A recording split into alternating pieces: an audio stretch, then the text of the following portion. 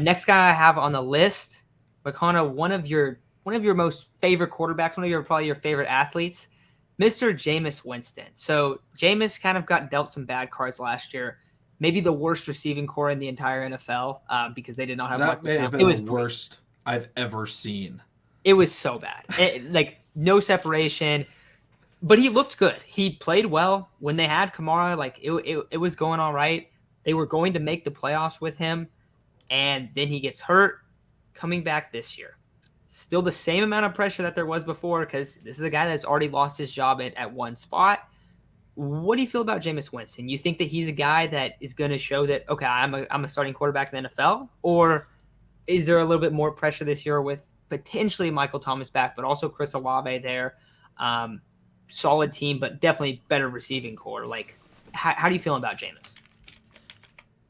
Jameis Winston, the first thing I'll say, I believe he had like a light, he rolled his ankle or something like that. They don't think it's serious whatsoever. So I just want to say that so people don't go, well, he's injured right now. No. It was like some light injury. He's got weapons. And we have seen, the thing about Jameis Winston, he is a gunslinger. That is what people know about him. He had Mike Evans.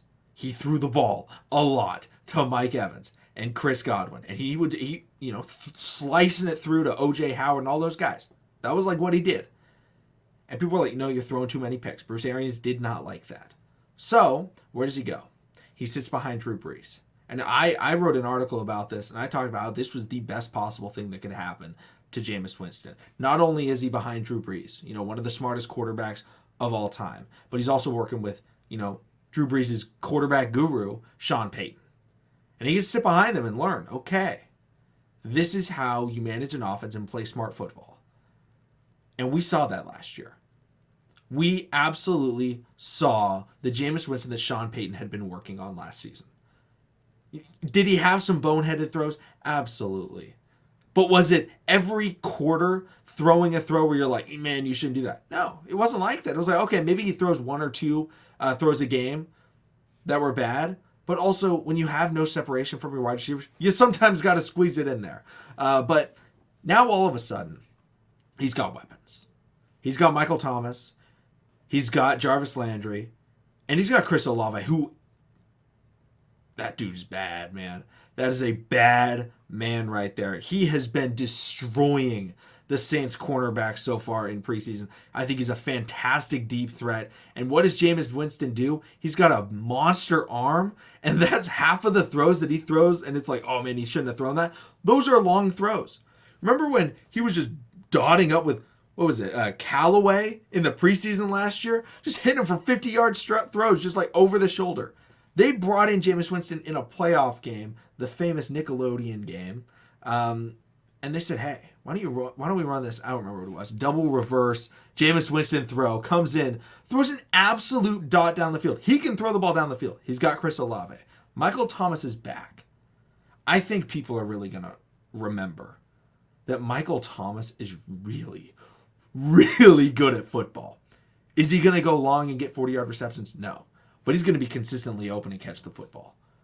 All of a sudden, Jameis Winston has the two things he needs. Open receivers and a guy that can get the big play. Because that's what Jameis looks for. He wants the big play, and then he wants to rifle it into someone who will catch it. He now has that. He should absolutely look like the quarterback the Saints needs to take them to the playoffs. And I think he will take them to the playoffs. I'm going to go a step further and say, if healthy, they're going to win that division.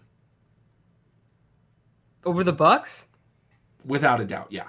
You think so? Okay, yes. I don't know about the division. I mean, they could.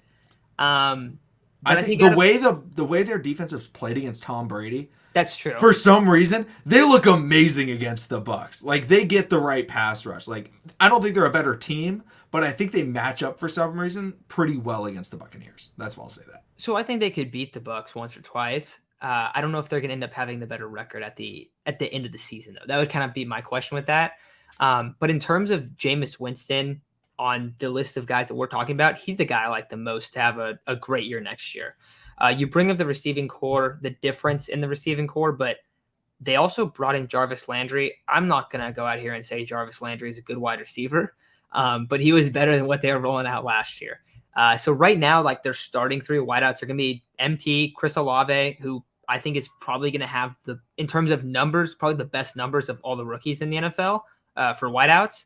And then you have Jarvis, and then coming out kind of off of the bench, you got Marquez Callaway, Traquan Smith, and what is his name? Hardy? Is that the little guy, the kick returner, the guy that's been there for a couple of years. So you have a lot of speed. You have other deep threats, but you also have two guys that are really good at getting open underneath as well. So I'm pumped for this offense. I'm pumped for the Saints in general. I think they are a playoff team. If Jameis doesn't go down last year, I think they are a lock to be in a wild card spot. But I like Jameis Winston a lot. I think he's probably going to have the best year of everyone that we're talking about right here.